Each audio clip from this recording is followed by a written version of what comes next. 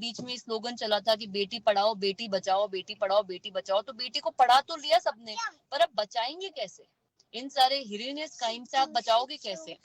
तो इसकी बहुत जरूरत है कि जो भी हॉस्पिटल में सुपरिटेंडेंट वगैरह या जो भी हेड है, वो रिएक्शन एकदम क्विकली ले, कोर्ट जो पुलिस पूरा जो सिस्टम है वो पूरा चेंज हो और बिल्कुल फास्ट ट्रैक स्पीड पे चीजों को करे। और बिल्कुल कुछ पेनल्टी होनी ही नहीं चाहिए डेथ के अलावा। मुझे लगता है instantaneously once they have proven the crime, next morning they should hang the person in front of everyone, ताकि एक अच्छा मैसेज जाए सबके पास। रेप तो किसी भी मतलब पहले ये था कि मिनिस्टर्स या कोई बोल रहे थे कि भाई आप विमेन वेयर रिवीलिंग क्लोथ, अब आप इसमें क्या बताओगे कि मतलब women was working at her job place, एक डॉक्टर है, इतनी नोबल प्रोफेशन में आप काम कर रहे हो, 36 आवर्स की आपकी ड्यूटी लग रही है, इतनी मेहनत से आप डॉक्टर बनते हो, और उसके बाद फिर ये सब फेस करना पड़े। मतलब माय हार्ट ब्लीड्स, मतलब my heart goes out to her parents. कितना मुश्किल होगा उन लोगों के लिए ये समय। जी, मैं वापस लौटूंगा आपके पास में, दीप्ति सिंह जी के पास में जाना चाहूंगा। दीप्ति मैम, आप सुन पा रही है मुझे? बिल्कुल सुन पा रही हूँ। गाइडलाइन और कानून काफी बन चुके हैं, लेकिन उसके बावजूद भी घटनाएं थमने का नाम नहीं ले रहे। क्या कोई हमारे सिस्टम में खामी है या फिर सोच हमारी कुछ विकृत होती जा रही है? देखिए, सोच तो है ही, जितनी ज्यादा शिक्षा रहेगी सोच आपकी उसी लेवल की होगी। लेवल तभी ठीक होता है जब आप शिक्षित होते हैं। और ऐसे कोई भी अपराधी आप देखना हमेशा से ही ऐसे बैकग्राउंड से आते हैं जिनकी शिक्षा दीक्षा ज्यादा नहीं है, बहुत ही अजीब के फैमिली से आते हैं। जब भी निर्भया का केस अगर आप देखिए तो उसमें से एक भी पर्सन ऐसा नहीं था जो पढ़ा लिखा हो और वो समझ अपनी अच्छा रखता हो। तो मुझे इसमें लगता है कि एक तो ये भी है, हमारे देश का जो वातावरण है वैसा वो भी ठीक नहीं है। काफी सारा भी, जैसे बता रही थी एक डॉक्टर की, काफी ज्यादा हमारे यहाँ आबादी है, ऑब्वियसली आबादी है, और हर चीज आप बल्क में है यहाँ पे। अगर एक डॉक्टर, रेजिडेंट डॉक्टर की बात कर रहे हैं, तो अगर वो रात की ड्यूटी पे है तो उसकी सुरक्षा की देखभाल का ध्यान पूरा का पूरा उस हॉस्पिटल के एडमिनिस्ट्रेशन का होना चाहिए। बट देखिए, कानून तो बाद में आता है। मैंने हमेशा से कहा है कानून तो आफ्टरवर्ड्स है। जब भी हो, पहले हम लोगों को किसी भी ऐसे इवेंट को होने से रोकने के लिए वो सारी चीजें करनी चाहिए जिससे कि किसी भी तरीके की घटना घटित होने से लोगों को डर लगे। उनको लगना चाहिए कि यहाँ पे आसपास कोई है जो देख रहा है, या उनको कभी भी इस तरीके से पकड़ा जा सकता है, उनको कभी बख्शा नहीं जाएगा अगर वो पकड़ेगा। लेकिन ये डर नहीं है यहाँ पे, क्योंकि लचर व्यवस्था है। लचर व्यवस्था भी एक बहुत बड़ा रीजन है कि लोग बच के निकल जाते हैं, और मालूम ये पता भी है कि सामने वाले ने अपराध किया है, उसको उस अपराध की सजा दिलाने में 10, 12, 15 साल निकल जाते हैं, तो विक्टिम और विक्टिमाइज्ड हो जाता है। ऐसा नहीं है कि आज उसको न्याय मिल गया। न्याय के रास्ते में इतनी बार अन्याय सहना पड़ता है कि लोगों का न्याय से भरोसा भी उठ जाता है। तो मुझे लगता है कि व्यवस्था में कहीं ना कहीं एक तो शिक्षा की बहुत ज्यादा जरूरत है। अपने देश में आबादी तो बढ़ती चली गई, लेकिन आज भी लोगों की सोच समझ उसी तरीके से कि एक महिला बाहर निकल रही है तो ये निकल रही है तो मतलब खुली छूट है, इसके साथ कुछ भी कर लो। ऐसी सोच, ऐसी विकृत मानसिकता को निश्चित तौर पे देखने की जरूरत है, वार्न करने की जरूरत है कि ऐसी हालात है भारत में। अब आधी आबादी आपके बराबर की है और उसको उतनी ही ज्यादा स्वतंत्रता है। अगर एक आदमी निकल के घर से काम करता है तो एक महिला भी कर सकती है। तो ये मेरे हिसाब से बहुत सारी चीजों में ये एक व्यवस्था का भी थोड़ा सा लचर व्यवस्था है। उस हॉस्पिटल में भी देखे जहाँ बच्चे जाते हैं, रात रात भर जग के काम करते हैं, वहां पे उनकी सुरक्षा की कोई वो नहीं है, ना ही कोई जिम्मेदारी लेता है। बाद में कैंडल मार्च करिए या आज पूरे भारत को बंद कर देंगे तो इससे कितने बच्चे को क्या न्याय मिल जाएगा, ये बताइए। मुझे तो ये लग रहा है वो बच्ची जो पढ़ के घर से एक डॉक्टर बनने के लिए निकली थी, आज उसके घर में कितनी बड़ी एक ऐसी हादसे के बाद, ऐसी बात होने के बाद कितना खालीपन हो गया, वो बच्चा कहाँ से वापस जाएगा। ये सारी चीजों का ध्यान रखना चाहिए। लड़कियां कोई भी जॉब में, कोई भी बिजनेस में हो, पर उनकी सुरक्षा का ध्यान व्यवस्था सबको करना पड़ेगा प्रशासन के साथ। जहां पे वो जॉब करती है वहां के भी एडमिनिस्ट्रेशन का ध्यान उनको रखना पड़ेगा कि ये जो है ये कहीं ना कहीं उनके ऊपर सर्विलेंस हो कि बच्चियों के साथ कहीं कोई ऐसी बात ना हो जाए। नहीं तो ये बेटी बचाओ बेटी पढ़ाओ जुमला ही रह जाएगा हिंदुस्तान में। फिर से बेटियां घर में घुस जाएंगी और ना कोई पढ़ाएगा ना उनको कोई बाहर भेजेगा। ठीक, बिल्कुल आप सही कह रहे हैं कि सार्थकता तभी होगी कि हम एक उस माहौल को भी उसी तरह का बना पाए कि बिल्कुल बेटियां सेफ है। मैं अभी कुछ दिन पहले एक स्टोरी के सिलसिले में जयपुर के महारानी कॉलेज पे कुछ बच्चियों से बात की, तो मैंने पूछा कि क्या लगता है आपको, तो उनका कहना था कि सब इंसान, जानवरों का डर नहीं लगता, ये कुत्ते हैं ये तो सब चले जाएंगे, लेकिन इंसानों का जिस तरह से डर लगने लग गया तो ये एक बड़ी बात है कि ये एक कहना बिल्कुल बिल्कुल, ये 2 पैरों के जो भेड़िए होते हैं उनसे बच पाना बहुत मुश्किल है और उनसे बचाने की जरूरत है बच्चियों को। जी, चलिए हमारे साथ रानू शर्मा जी जुड़ रही हैं और इससे जरूर हम जानना चाहेंगे उनसे एक सवाल पूछना चाहूंगा। इससे पहले मैं जी रानू जी, मैं आपके पास में आना चाहूंगा, आपको काफी व्यस्त समय है, लेकिन हमारी गुजारिश थी कि आप जरूर आए।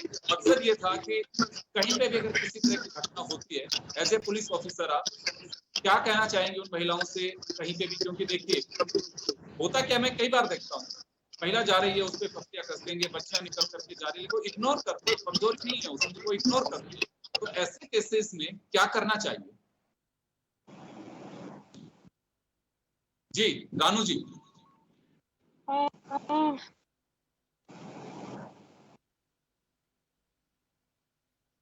आपकी आवाज म्यूट है शायद।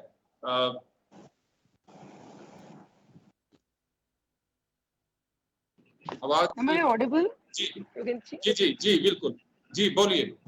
Hello. हाँ आवाज आ रही है Hello. रानू जी, आपकी I आवाज think आ I रही should है, join again. प्लीज। चलिए मैं डॉक्टर आसमा के पास में जाना चाहूंगा जब तक। डॉक्टर आसमा आपके पास में आना चाहूंगा। ऐसी चीजें होती हैं जैसे कहीं पे भी कोई घटना होती है, और देखिए कंट्री चाहे विकसित हो, चाहे विकासशील हो, चाहे बिल्कुल नया उदय हुआ हो, घटनाएं कहीं पे भी हो सकती है, इसे खारिज नहीं कर सकते। बहुत सारे पेपर्स में पढ़ते हैं कि यूएस हो, यूके हो, कहीं पे भी हो, जो बिल्कुल डेवलप कंट्री है कि इसमें महिला तो वहां पे भी इस तरह की घटनाएं हो सकती हैं। देखिए मैं जी योगेंद्र जी जी जी रानू मैम। पहले भी मैं ज्वाइन कर चुकी हूँ आपके कई विमेन ओरिएंटेड प्रोग्राम्स, और मैं हमेशा इसी बात पे जोर देती हूँ कि सेफ्टी में जो विमेन सेफ्टी है वो हमारे लिए बहुत ही चैलेंजिंग है एज पुलिस ऑफिसर्स।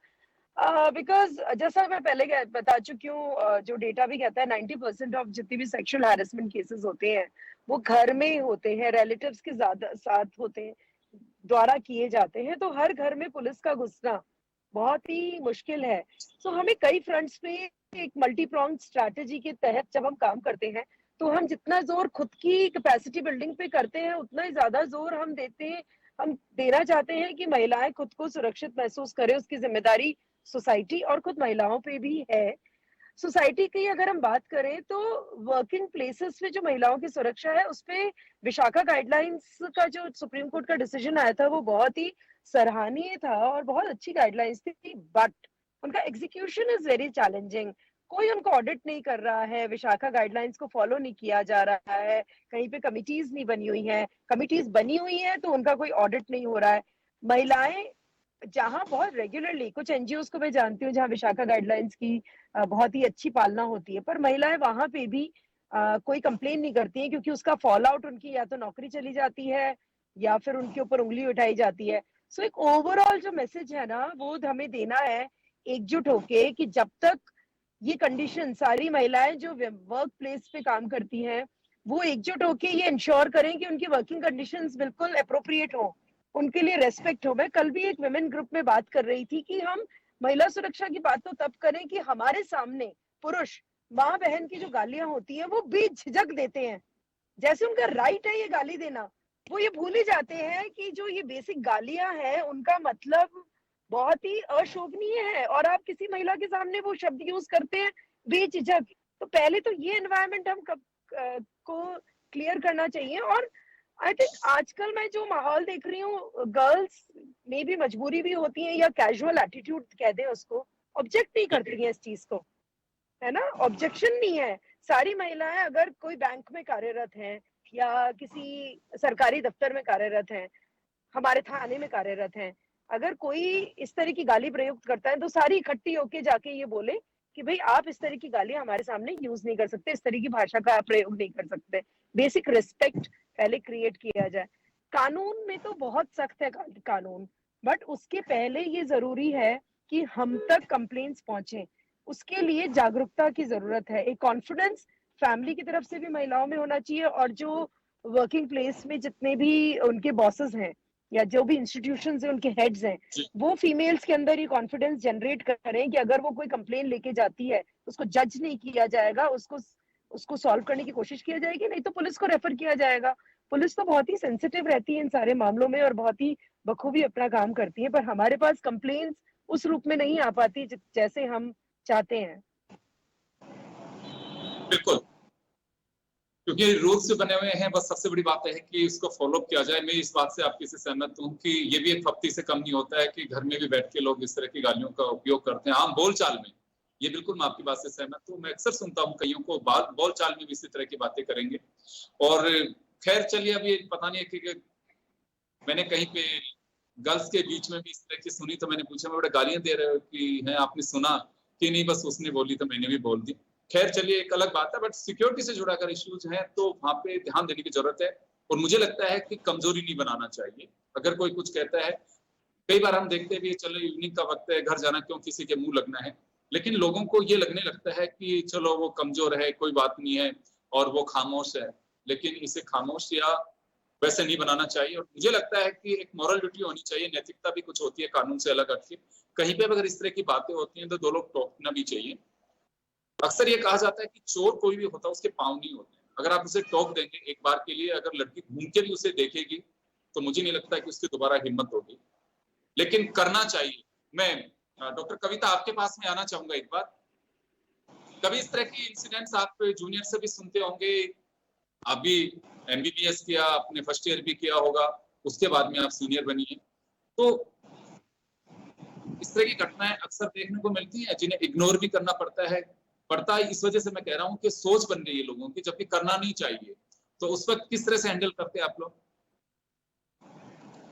सर हमारे पास फर्स्ट कॉल होता है कि जो भी हमारे पास वहां पर सिक्योरिटी अवेलेबल है, ठीक है, हम उसको बुलाएं। उसके साथ साथ हम पेशेंट को और उनके साथ जो हैं उनको समझाएं कि आपका ये जो बिहेवियर है ये सरासर गलत है, इसका कोई औचित्य नहीं है और ये निंदनीय है और क्राइम है। और जब हमारे साथ ऐसी घटना होती है तो ऑब्वियसली हमारा एक खुद की सेफ्टी इंश्योर करना तो एक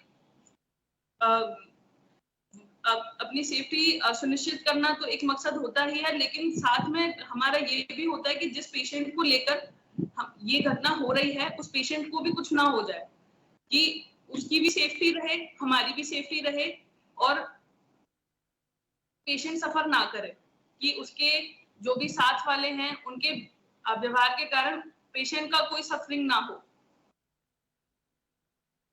बिल्कुल आप तो सही सर कह रहे मैं हैं, ये सोच होती है तभी जैसे ये वायलेंस का आपने पूछा, मैं ये पूछना चाहती हूँ कि जैसे हमने डोमेस्टिक वायलेंस को डिफाइन किया है कि अगर घर में कोई भी महिला प्रताड़ित होती है तो उसके लिए हमारे देश में कानून है। अगर कोई महिला अपने शादी से दहेज की वजह से प्रताड़ित होती है तो भी उस चीज के लिए कानून है। हमारे पास 304B है, 498 है। लेकिन सर मैं ये चाहती हूँ कि जब डॉक्टर जो इतनी बड़ी कम्युनिटी को सर्व कर रहे हैं, एक जनरल पॉपुलेशन की हेल्थ केयर नीड्स को पूरा कर रहे हैं, हम रेजिडेंट डॉक्टर्स, किसी भी कोई गवर्नमेंट हॉस्पिटल हो, कोई भी प्राइवेट हॉस्पिटल हो, तो उनके लिए कानून बनाने में सरकार को क्यों दिक्कत है? जब कोरोना का एपिडेमिक था, जब पूरा देश डॉक्टरों की वाहवाही कर रहा था कि वो अपनी जान पर खेल कर पूरी देश को बचा रहे हैं, जब कोरोना खत्म हो गया तो उनका ये सेम सेंटीमेंट क्यों नहीं है? सरकार का ये सेम सेंटीमेंट क्यों नहीं है कि डॉक्टर्स प्रोटेक्टेड होने चाहिए? उनके लिए जब सेंट्रल प्रोटेक्शन एक्ट उन्होंने 2022 में बनाया लेकिन उसको पास नहीं किया, क्योंकि उनका कहना ये था कि ये तो हमने एपिडेमिक एक्ट में दे दिया, लेकिन अभी जब एपिडेमिक एक्ट नहीं है, अभी कोई एपिडेमिक नहीं है, अभी कोरोना नहीं चल रहा है, तो क्या डॉक्टर्स को प्रोटेक्शन की जरूरत नहीं है? सरकार इस बात को क्यों नहीं समझती है? सरकार भी, जनरल पब्लिक भी, मतलब जो भी इस देश में रह रहा है, हर किसी को इस बात को समझने की जरूरत है कि हेल्थ केयर प्रोफेशनल के अगेंस्ट जो वायलेंस है, it should be a criminal offense, it is a criminal offense and it should be a criminal offense which is punishable। लेकिन सरकार में, पुलिस में, हालांकि हमारे भारत की 26 राज्यों में हेल्थ केयर प्रोफेशनल की प्रोटेक्शन के लिए नियम बना हुआ है, लेकिन कितने लोगों को पता है कि ये पनिशेबल है? आज भारत में हर किसी को पता है कि पब्लिक प्लेस में गुटखा खाना, थूकना या सिगरेट पीना अपराध है, लेकिन किसी को ये क्यों नहीं पता है कि डॉक्टर्स के खिलाफ हिंसा करना ये भी अपराध है। मतलब डॉक्टर्स को अपने लिए बीच में स्लोगन चला था कि बेटी पढ़ाओ बेटी बचाओ, बेटी पढ़ाओ बेटी बचाओ, तो बेटी को पढ़ा तो लिया सबने, पर अब बचाएंगे कैसे? इन सारे हीरियस क्राइम से आप बचाओगे कैसे? तो इसकी बहुत जरूरत है कि जो भी हॉस्पिटल में सुपरिटेंडेंट वगैरह या जो भी हेड है, वो रिएक्शन एकदम क्विकली ले। कोर्ट, जो पुलिस, पूरा जो सिस्टम है वो पूरा चेंज हो और बिल्कुल फास्ट ट्रैक स्पीड पे चीजों को करे। और बिल्कुल कुछ पेनल्टी होनी ही नहीं चाहिए डेथ के अलावा। मुझे लगता है instantaneously once they have proven the crime, next morning they should hang the person in front of everyone, ताकि एक अच्छा मैसेज जाए सबके पास। रेप तो किसी भी, मतलब पहले ये था कि मिनिस्टर्स या कोई बोल रहे थे कि भाई आप विमेन वेयर रिवीलिंग क्लोथ, अब आप इसमें क्या बताओगे कि मतलब women was working at her job place, एक डॉक्टर है, इतनी नोबल प्रोफेशन में आप काम कर रहे हो, 36 आवर्स की आपकी ड्यूटी लग रही है, इतनी मेहनत से आप डॉक्टर बनते हो, और उसके बाद फिर ये सब फेस करना पड़े। मतलब माय हार्ट ब्लीड्स, मतलब my heart goes out to her parents. कितना मुश्किल होगा उन लोगों के लिए ये समय। जी, मैं वापस लौटूंगा आपके पास में, दीप्ति सिंह जी के पास में जाना चाहूंगा। दीप्ति मैम, आप सुन पा रही है मुझे? बिल्कुल सुन पा रही हूँ। गाइडलाइन और कानून काफी बन चुके हैं, लेकिन उसके बावजूद भी घटनाएं थमने का नाम नहीं ले रहे। क्या कोई हमारे सिस्टम में खामी है या फिर सोच हमारी कुछ विकृत होती जा रही है? देखिए, सोच तो है ही। जितनी ज्यादा शिक्षा रहेगी, सोच आपकी उसी लेवल की होगी। लेवल तभी ठीक होता है जब आप शिक्षित होते हैं। और ऐसे कोई भी अपराधी आप देखना हमेशा से ही ऐसे बैकग्राउंड से आते हैं जिनकी शिक्षा दीक्षा ज्यादा नहीं है, बहुत ही अजीब के फैमिली से आते हैं। जब भी निर्भया का केस अगर आप देखिए तो उसमें से एक भी पर्सन ऐसा नहीं था जो पढ़ा लिखा हो और वो समझ अपनी अच्छा रखता हो। तो मुझे इसमें लगता है कि एक तो ये भी है, हमारे देश का जो वातावरण है वैसा वो भी ठीक नहीं है। काफी सारा भी, जैसे बता रही थी एक डॉक्टर की, काफी ज्यादा हमारे यहाँ आबादी है, ऑब्वियसली आबादी है, और हर चीज आप बल्क में है यहाँ पे। अगर एक डॉक्टर, रेजिडेंट डॉक्टर की बात कर रहे हैं, तो अगर वो रात की ड्यूटी पे है तो उसकी सुरक्षा की देखभाल का ध्यान पूरा का पूरा उस हॉस्पिटल के एडमिनिस्ट्रेशन का होना चाहिए। बट देखिए, कानून तो बाद में आता है। मैंने हमेशा से कहा है, कानून तो आफ्टरवर्ड्स है। जब भी हो, पहले हम लोगों को किसी भी ऐसे इवेंट को होने से रोकने के लिए वो सारी चीजें करनी चाहिए, जिससे कि किसी भी तरीके की घटना घटित होने से लोगों को डर लगे। उनको लगना चाहिए कि यहाँ पे आसपास कोई है जो देख रहा है, या उनको कभी भी इस तरीके से पकड़ा जा सकता है, उनको कभी बख्शा नहीं जाएगा अगर वो पकड़ेगा। लेकिन ये डर नहीं है यहाँ पे, क्योंकि लचर व्यवस्था है। लचर व्यवस्था भी एक बहुत बड़ा रीजन है कि लोग बच के निकल जाते हैं, और मालूम ये पता भी है कि सामने वाले ने अपराध किया है, उसको उस अपराध की सजा दिलाने में 10, 12, 15 साल निकल जाते हैं, तो विक्टिम और विक्टिमाइज हो जाता है। ऐसा नहीं है कि आज उसको न्याय मिल गया। न्याय के रास्ते में इतनी बार अन्याय सहना पड़ता है कि लोगों का न्याय से भरोसा भी उठ जाता है। तो मुझे लगता है कि व्यवस्था में कहीं ना कहीं एक तो शिक्षा की बहुत ज्यादा जरूरत है। अपने देश में आबादी तो बढ़ती चली गई, लेकिन आज भी लोगों की सोच समझ उसी तरीके से कि एक महिला बाहर निकल रही है तो ये निकल रही है तो मतलब खुली छूट है, इसके साथ कुछ भी कर लो। ऐसी सोच, ऐसी विकृत मानसिकता को निश्चित तौर पे देखने की जरूरत है, वार्न करने की जरूरत है कि ऐसी हालात है भारत में। अब आधी आबादी आपके बराबर की है और उसको उतनी ही ज्यादा स्वतंत्रता है। अगर एक आदमी निकल के घर से काम करता है तो एक महिला भी कर सकती है। तो ये मेरे हिसाब से बहुत सारी चीजों में ये एक व्यवस्था का भी थोड़ा सा लचर व्यवस्था है। उस हॉस्पिटल में भी देखे जहाँ बच्चे जाते हैं, रात भर जग के काम करते हैं, वहां पे उनकी सुरक्षा की कोई वो नहीं है, ना ही कोई जिम्मेदारी लेता है।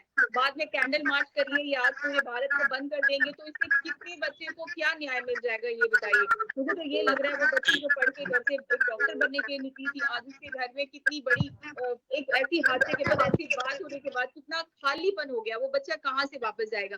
ये सारी चीजों का ध्यान रखना चाहिए। लड़कियां कोई भी जॉब में, कोई भी बिजनेस में हो, पर उनकी सुरक्षा का ध्यान व्यवस्था सबको करना पड़ेगा। प्रशासन के साथ जहां पे वो जॉब करती है वहां के भी एडमिनिस्ट्रेशन का ध्यान उनको रखना पड़ेगा कि ये जो है ये कहीं ना कहीं उनके ऊपर सर्वेलेंस हो कि बच्चियों के साथ कहीं कोई ऐसी बात ना हो जाए। नहीं तो ये बेटी बचाओ बेटी पढ़ाओ जुमला ही रह जाएगा हिंदुस्तान में। फिर से बेटियां घर में घुस जाएंगी और ना कोई पढ़ाएगा, ना उनको कोई बाहर भेजेगा। ठीक, बिल्कुल आप सही कह रहे हैं कि सार्थकता तभी होगी कि हम एक उस माहौल को भी उसी तरह का बना पाए कि बिल्कुल बेटियां सेफ है। मैं अभी कुछ दिन पहले एक स्टोरी के सिलसिले में जयपुर के महारानी कॉलेज पे कुछ बच्चियों से बात की, तो मैंने पूछा कि क्या लगता आपको, तो उनका कहना था कि सब इंसान, जानवरों का डर नहीं लगता, ये कुत्ते हैं ये तो सब चले जाएंगे, लेकिन इंसानों का जिस तरह से डर लगने लग गया तो एक बड़ी बात है कि एक कहना बिल्कुल बिल्कुल, ये 2 पैरों के जो भेड़िए होते हैं उनसे बच पाना बहुत मुश्किल है और उनसे बचाने की जरूरत है बच्चियों को। जी, चलिए हमारे साथ रानू शर्मा जी जुड़ रही हैं और इससे जरूर हम जानना चाहेंगे उनसे एक सवाल पूछना चाहूंगा। इससे पहले मैं जी रानू जी, मैं आपके पास में आना चाहूंगा, आपको काफी व्यस्त समय है, लेकिन हमारी गुजारिश थी कि आप जरूर आए। मकसद ये था कि कहीं पे भी अगर किसी तरह की घटना होती है, एज ए पुलिस ऑफिसर आप क्या कहना चाहेंगे उन महिलाओं से कहीं पे भी? क्योंकि देखिए होता क्या, मैं कई बार देखता हूँ महिला जा रही है, उस पर पत्तियां कस देंगे, बच्चा निकल करके जा रही है, वो इग्नोर करते हैं, कमजोर नहीं है उसमें, वो इग्नोर करते हैं। तो ऐसे केसेस में क्या करना चाहिए? जी रानू जी।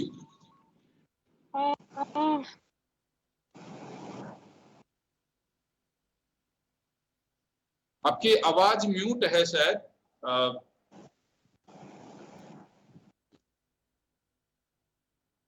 आवाज Am I audible? Ji You can see. जी जी जी बिल्कुल जी, बोलिए। Hello. हाँ आवाज आ रही है Hello. रानू जी, आपकी I आवाज think आ I रही should है, join again. प्लीज। चलिए मैं डॉक्टर आसमा के पास में जाना चाहूंगा जब तक। डॉक्टर आसमा आपके पास में आना चाहूंगा। ऐसी चीजें होती हैं जैसे कहीं पे भी कोई घटना होती है, और देखिए कंट्री चाहे विकसित हो, चाहे विकासशील हो, चाहे बिल्कुल नया उदय हुआ हो, घटनाएं कहीं पे भी हो सकती है, इसे खारिज नहीं कर सकते। बहुत सारे पेपर्स में पढ़ते हैं कि यूएस हो, यूके हो, कहीं पे भी हो, जो बिल्कुल डेवलप कंट्री है कि इसमें महिला तो वहां पे भी इस तरह की घटनाएं हो सकती हैं। देखिए मैं जी योगेंद्र जी जी रानू मैम। पहले भी मैं ज्वाइन कर चुकी हूँ आपके कई विमेन ओरिएंटेड प्रोग्राम्स, और मैं हमेशा इसी बात पे जोर देती हूँ कि सेफ्टी में जो विमेन सेफ्टी है वो हमारे लिए बहुत ही चैलेंजिंग है एज पुलिस ऑफिसर्स। बिकॉज जैसा मैं पहले बता चुकी हूँ, जो डेटा भी कहता है 90% ऑफ जितनी भी सेक्सुअल हैरेसमेंट केसेस होते हैं वो घर में ही होते हैं, रिलेटिव्स के ज्यादा साथ होते हैं, द्वारा किए जाते हैं। तो हर घर में पुलिस का घुसना बहुत ही मुश्किल है। सो हमें कई फ्रंट्स पे एक मल्टी प्रोंग स्ट्रैटेजी के तहत जब हम काम करते हैं तो हम जितना जोर खुद की कैपेसिटी बिल्डिंग पे करते हैं उतना ही ज्यादा जोर हम देते हैं, हम देना चाहते हैं कि महिलाएं खुद को सुरक्षित महसूस करें। उसकी जिम्मेदारी सोसाइटी और खुद महिलाओं पे भी है। सोसाइटी की अगर हम बात करें तो वर्किंग प्लेसेस में जो महिलाओं की सुरक्षा है उस पे विशाखा गाइडलाइंस का जो सुप्रीम कोर्ट का डिसीजन आया था वो बहुत ही सराहनीय था और बहुत अच्छी गाइडलाइंस थी, बट उनका एग्जीक्यूशन इज वेरी चैलेंजिंग। कोई उनको ऑडिट नहीं कर रहा है, विशाखा गाइडलाइंस को फॉलो नहीं किया जा रहा है, कहीं पे कमिटीज नहीं बनी हुई हैं, कमिटीज बनी हुई हैं तो उनका कोई ऑडिट नहीं हो रहा है।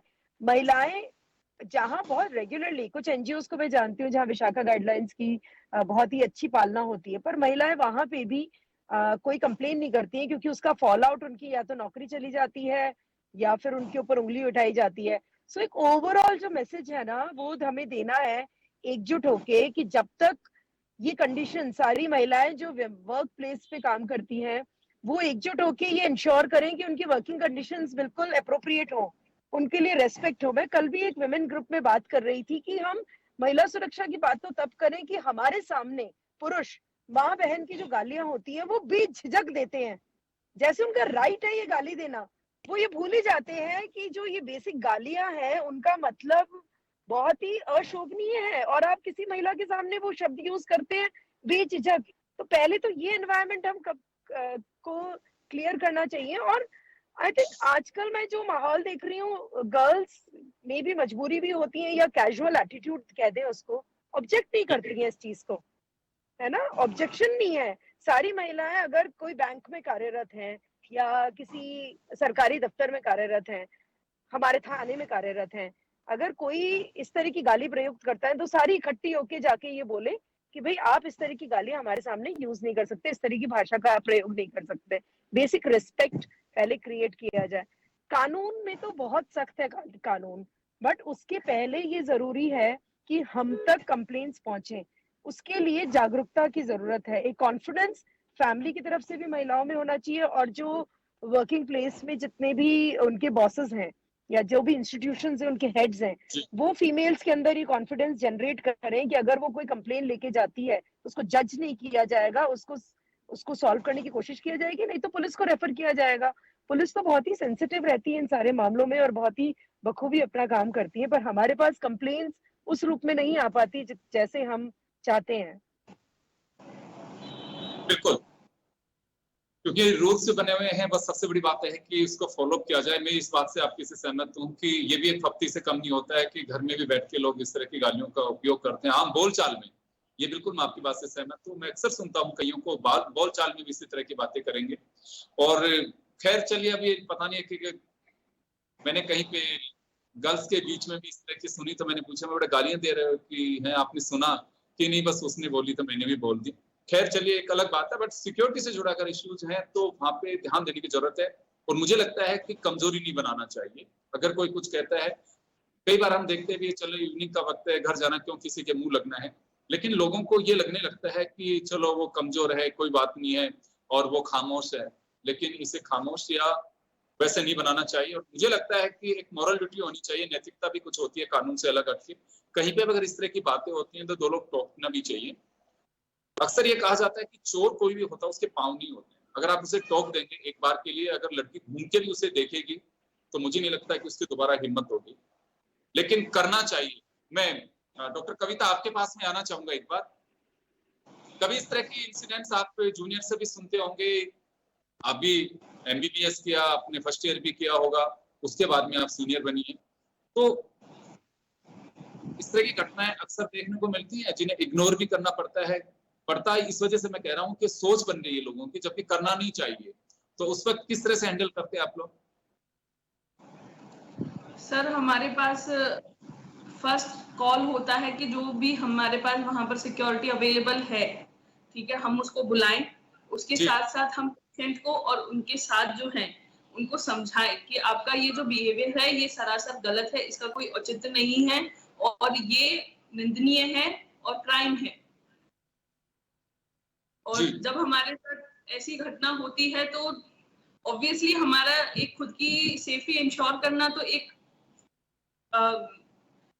अपनी सेफ्टी सुनिश्चित करना तो एक मकसद होता ही है, लेकिन साथ में हमारा ये भी होता है कि जिस पेशेंट को लेकर ये घटना हो रही है उस पेशेंट को भी कुछ ना हो जाए, कि उसकी भी सेफ्टी रहे, हमारी भी सेफ्टी रहे और पेशेंट सफर ना करे, कि उसके जो भी साथ वाले हैं उनके व्यवहार के कारण पेशेंट का कोई सफरिंग ना हो।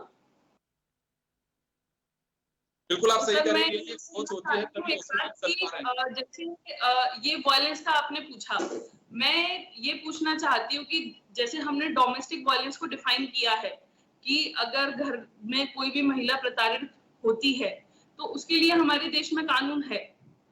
अगर कोई महिला अपने शादी से दहेज की वजह से प्रताड़ित होती है तो भी उस चीज के लिए कानून है। हमारे पास 304B है, 498 है। लेकिन सर मैं ये चाहती हूँ कि जब डॉक्टर जो इतनी बड़ी कम्युनिटी को सर्व कर रहे हैं, एक जनरल पॉपुलेशन की हेल्थ केयर नीड्स को पूरा कर रहे हैं, हम रेजिडेंट डॉक्टर्स, किसी भी कोई गवर्नमेंट हॉस्पिटल हो, कोई भी प्राइवेट हॉस्पिटल हो, तो उनके लिए कानून बनाने में सरकार को क्यों दिक्कत है? जब कोरोना का एपिडेमिक था, जब पूरा देश डॉक्टरों की वाहवाही कर रहा था कि वो अपनी जान पर खेल कर पूरी देश को बचा रहे हैं, जब कोरोना खत्म हो गया तो उनका ये सेम सेंटीमेंट क्यों नहीं है? सरकार का ये सेम सेंटीमेंट क्यों नहीं है कि डॉक्टर्स प्रोटेक्टेड होने चाहिए? उनके लिए जब सेंट्रल प्रोटेक्शन एक्ट उन्होंने 2022 में बनाया लेकिन उसको पास नहीं किया, क्योंकि उनका कहना ये था कि ये तो हमने एपिडेमिक एक्ट में दे दिया, लेकिन अभी जब एपिडेमिक एक्ट नहीं है, अभी कोई एपिडेमिक नहीं है, अभी कोरोना नहीं चल रहा है, तो क्या डॉक्टर्स को प्रोटेक्शन की जरूरत नहीं है? सरकार इस बात को क्यों नहीं समझती है? सरकार भी, जनरल पब्लिक भी, मतलब जो भी इस देश में रह रहा है, हर किसी को इस बात को समझने की जरूरत है कि हेल्थ केयर प्रोफेशनल के अगेंस्ट जो वायलेंस है, it should be a criminal offense, it is a criminal offense and it should be a criminal offense which is punishable। लेकिन सरकार में, पुलिस में, हालांकि हमारे भारत की 26 राज्यों में हेल्थ केयर प्रोफेशनल की प्रोटेक्शन के लिए नियम बना हुआ है, लेकिन कितने लोगों को पता है कि ये पनिशेबल है? आज भारत में हर किसी को पता है कि पब्लिक प्लेस में गुटखा खाना, थूकना या सिगरेट पीना अपराध है, लेकिन किसी को ये क्यों नहीं पता है कि डॉक्टर्स के खिलाफ हिंसा करना ये भी अपराध है। मतलब डॉक्टर्स को अपने लिए न्याय मांगने की जरूरत क्यों होनी चाहिए? सरकार इस बारे में वो कदम क्यों नहीं उठाती? बिल्कुल, चलिए मैं डॉक्टर आसमा के पास में चलना चाहूंगा, एक सवाल उनसे लेना चाहूंगा। मैम, आप सीनियर डॉक्टर हैं और क्योंकि रेजिडेंट से ये सीढ़ियां सारी पार करते हुए वहां तक गई, आपने अब्रॉड में पढ़ाई भी की और जॉब भी किया। मैं सिर्फ ये जानना चाहूंगा कि देखिए घटनाएं हो रही हैं, उन्हीं से हमें को सबक भी लेना चाहिए। अब होना क्या चाहिए? देखिए देश भर में आंदोलन चल रहे हैं, सब कुछ ठीक है, लेकिन अब होना क्या चाहिए? सर कैंडल मार्च वगैरह से क्या होगा? मतलब आप ये देखिए कि 30% डॉक्टर्स जो हैं इंडिया के अंदर वो विमेन है, ठीक है, और विमेन की सेफ्टी सिक्योरिटी हर जगह पे क्वेश्चनेबल है। डॉक्टर्स में तो स्पेसिफिकली अब मुझे ऐसा लगता है कि एकदम इंस्टेंट एक्शन लेना चाहिए। जो भी अपने क्रिमिनल्स हैं, जो भी प्रूव हुए हैं through postmortem, through antemortem, through whatever, अब उन सबको आपको हैंग टू डेथ कर देना चाहिए। कोई उनके लिए सुनवाई होनी ही नहीं चाहिए। मुझे लगता है फास्ट ट्रैक कोर्ट, कुछ कानून, कुछ ऐसा होना चाहिए, कुछ ऐसा पनिशमेंट डिसाइड होना चाहिए जिससे जो अगला आदमी कभी मोलेस्टेशन या रेप के बारे में सोचे भी तो उसको मतलब कांप जाए वो ये सोचकर कि ये होगा उसके लास्ट में। मतलब एंड, मतलब ये अपने इंडिया के अंदर जैसे निर्भया केस को हैंडल किया गया था, बिल्कुल उसी अंदाज से इस केस को हैंडल करना चाहिए।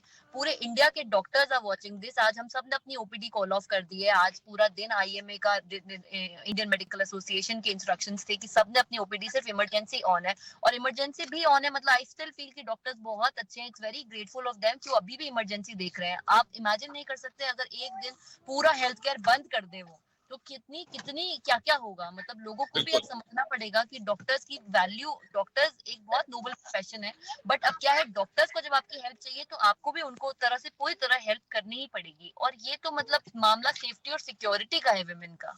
अगर ऐसा होगा तो कौन अपने बच्चों को डॉक्टर बनाएगा? मेरी खुद की बेटी है 2.5 साल की, मुझे समझ नहीं आता। I always wanted her to become a doctor, but now I also have second thoughts, क्योंकि हम 2023 में जी रहे हैं। हम एक दूसरे को हैप्पी इंडिपेंडेंस डे बोल रहे थे 2 दिन पहले। कौन सी इंडिपेंडेंस, कौन से इंडिपेंडेंस की बात करते हैं हम जब सेफ्टी और सिक्योरिटी ही क्वेश्चनेबल है? और काय का happy? It was not a happy day for any of us. No one celebrated Independence Day this time. हम तो मतलब फ्लैग होइस्टिंग जरूर करी हमने, बट काय का हैप्पी इंडिपेंडेंस डे था? मेरी तो यही समझ में नहीं आ रहा कि क्यों मतलब सरकार ये समझ नहीं रही है, या कानून वीक है, या क्या हो, कहाँ कौन से लेवल पे अपन वीक है। Why is government not working on that weak element? बहुत स्ट्रिक्ट कानून बनने चाहिए, बहुत स्ट्रिक्ट एक्शंस लेने चाहिए, और जो भी प्रूव हो रहा है उसको बिल्कुल कोई सुनवाई की जरूरत ही नहीं है। somebody has committed such a heinous crime, he should be put to death। मतलब मुझे तो समझ में ही नहीं आता कुछ और चीज। बिल्कुल डॉक्टर आसमा सही कह रहे हैं, ये मैं समझ सकता हूँ कि तकलीफ किस कदर होती है, क्योंकि उस पेशे से जो लोग जुड़े हुए हैं, और बात केवल एक डॉक्टर की नहीं है या रेजिडेंट की नहीं है, कार्यस्थल पे जिस तरह से महिलाओं के साथ में जाती होती है, इस तरह की घटनाएं सामने अभी मैं ऐड करूंगी, मैम ने अभी बोला कि आप लोग आवाज क्यों नहीं उठाते। सर आवाज उठाने का मतलब ये है one against all. Sir almost everyone is, आप बोल के, अगर आप बोलते हो तो सर आप पहले तो अपनी विमेन की इज्जत इतनी ज्यादा क्वेश्चनेबल हो जाती है कि औरतें ऐसा कह रही है। जी जी मैं रोकना चाहूंगा क्योंकि समय का अभाव है। तो चलिए, जो घटना है बहुत दुखद है और कहीं पे लोग आक्रोशित भी हैं, लेकिन सवाल ये उठता है कि आखिर लगाम क्यों नहीं लग पा रही है? कानून बहुत सख्त बना हुआ है। निर्भया केस के बाद में रेप केसेस में हत्या, माफ करिएगा, उम्र कैद के साथ साथ अब मौत की सजा का भी ऐलान कर दिया गया उसमें कि सजाए मौत भी है। उसके बावजूद भी घटनाएं कम नहीं हो रही है। कोई तो ऐसी वजह है कि जिसके हम नजीर पेश नहीं कर पा रहे हैं, और इस तरह के दुस्साहसियों में डर कम होता जा रहा है। खैर, लेकिन स्थिति बदलेगी, और मुझे लगता है कि कोई ना कोई सिस्टम में अगर कोई लेकुना है तो उसे दुरुस्त करने की जरूरत है। आप सभी का बहुत बहुत शुक्रिया। नारी में इतना ही, दीजिए इजाजत। नमस्कार।